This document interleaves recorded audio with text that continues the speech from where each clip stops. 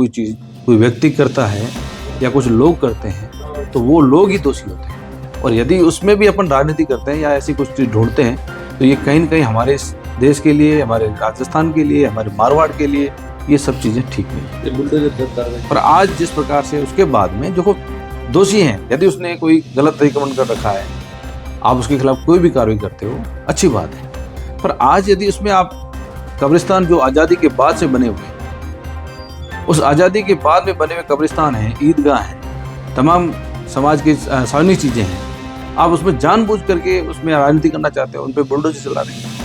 तो इसमें साफ लग रहा है कि आप लोगों को टारगेट कर रहे हो, समाज को टारगेट कर रहे हो, आप समाज को भड़काना चाहते हो, जैसे कि यहाँ का भाईचारा खराब हो। ये मेहरबानी करके मैं जिला प्रशासन से कहना चाहता हूँ कि आप ऐसी चीज़ों पर नियंत्रण रखें। आप किसी भी पार्टी पॉलिटिक्स में नहीं आए, आप एक सम्मान देखें। आज कोई भी जिले के अंदर सीनियर अधिकारी बैठे हैं, उनका दायित्व बनता है सबको साथ लेके चलना। आज देश में सरकार है, वो भी कहती है सबका साथ सबका विकास, और उसके बाद में प्रशासन आंखें मूंद के बैठा रहे।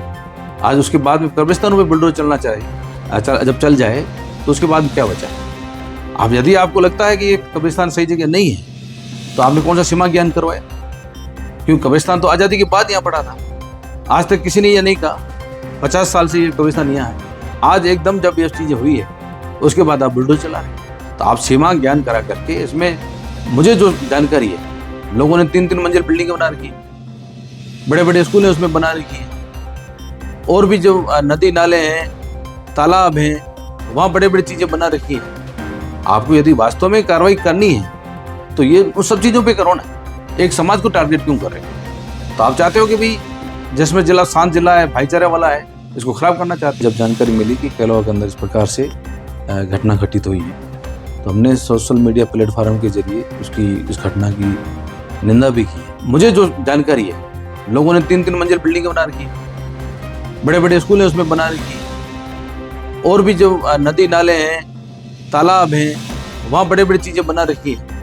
आपको यदि वास्तव में कार्रवाई करनी है तो ये उस सब चीज़ों पे करो ना। निंदा भी की है और आज भी निंदा करते हैं कि ऐसी घटनाओं को हमारे समाज में कहीं भी जगह नहीं है, और जिसने भी घटना घटित की है उसकी हम कड़ी निंदा करते हैं। दोषियों के खिलाफ कार्रवाई हो सकती है, वो पूरी प्रशासन दोषियों के खिलाफ कार्रवाई करे, उसके लिए हमारा समाज और हम सब लोग इस कार्रवाई में उनके साथ हैं। आज जिस प्रकार से उसके बाद में जो दोषी हैं, यदि उसने कोई गलत अतिक्रमण कर रखा है, आप उसके खिलाफ कोई भी कार्रवाई करते हो, अच्छी बात है।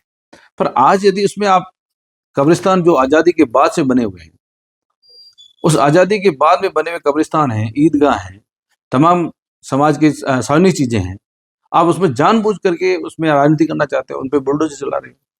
तो इसमें साफ लग रहा है कि आप लोगों को टारगेट कर रहे हो, समाज को टारगेट कर रहे हो, आप समाज को भड़काना चाहते हो, जैसे कि यहाँ का भाईचारा खराब हो।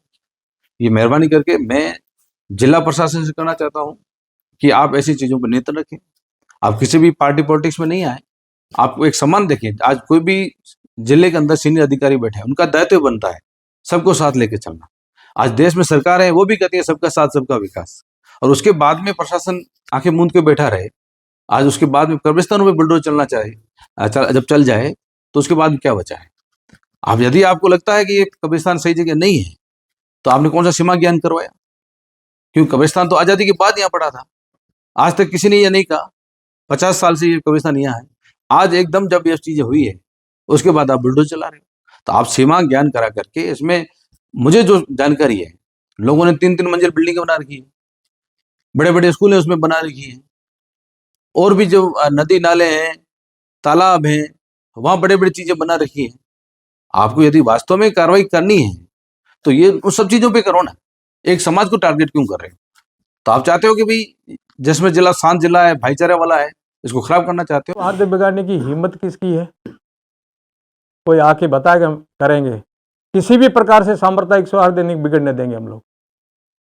कोई माई का लाल है, आ जाए, दिखाएंगे कि सांप्रदायिक सौहार्द कैसे बिगाड़ सकते हैं आप यहाँ का। उसके लिए सर लॉ एंड ऑर्डर को कैसे मेंटेन? कभी भी सपने में भी नहीं होना। कुछ लोगों ने तो ये भी सपना देखा है ना, गजवाई हिंद कर देंगे हम लोग। उनका सपना भी साकार नहीं होगा, और जो सांप्रदायिक सौहार्द बिगाड़ना चाहते हैं उनका भी सपना साकार नहीं होगा। ये हिंदुस्तान है और ये मोदी का राज है और ये भजन लाल जी का राज है, इसलिए ये सपने देखना बंद कर दें। कुछ स्वप्न है, दुस्वप्न है, दुस्वप्न हम साकार नहीं होने देंगे। यहाँ जनता यहाँ की साकार नहीं होने देगी।